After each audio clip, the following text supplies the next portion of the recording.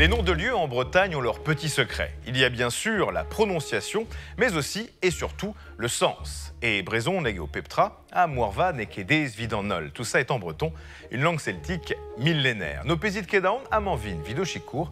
Je suis là pour vous aider à y voir et surtout à y entendre plus clair. Il y a un mot que l'on voit partout en Bretagne et surtout sur les maisons. Il s'agit de ti. Eh bien, ti, c'est très simple. En breton, ça veut dire maison. L'orthographe correcte devrait être en revanche ti, ti, mais on le voit écrit très souvent ty. C'est dommage car le y n'a aucun sens en breton. Le y en breton donne le son ye que l'on retrouve dans ya qui veut dire oui. Ti est donc extrêmement courant et désigne en général des lieux plutôt petits et récents. Aujourd'hui encore, on peut voir fleurir des tiarmors sur des maisons de vacances, tiarmor qui veut dire maison de la mer. Alors ça ne veut pas dire que le mot ti est une invention récente. Il est présent dans de nombreux anciens noms, mais surtout quand il est composé et placé à la fin. Abbati, ça veut dire abbaye. Abbat, c'est l'abbé, ti, la maison de l'abbé, abbati.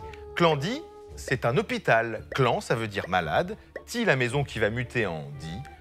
Clandi. L'éti est également un mot que l'on peut voir un peu partout en Bretagne. L'éti, c'est un lieu où on peut passer la nuit, des sortes d'hôtels tenus par les moines pour les pèlerins par exemple. On se retrouve très bientôt pour découvrir ensemble d'autres richesses de ces sacrés noms de lieux en Bretagne. Et mi chance et ou sclérohantrau, qui n'avait chez eux, au peu se rendre.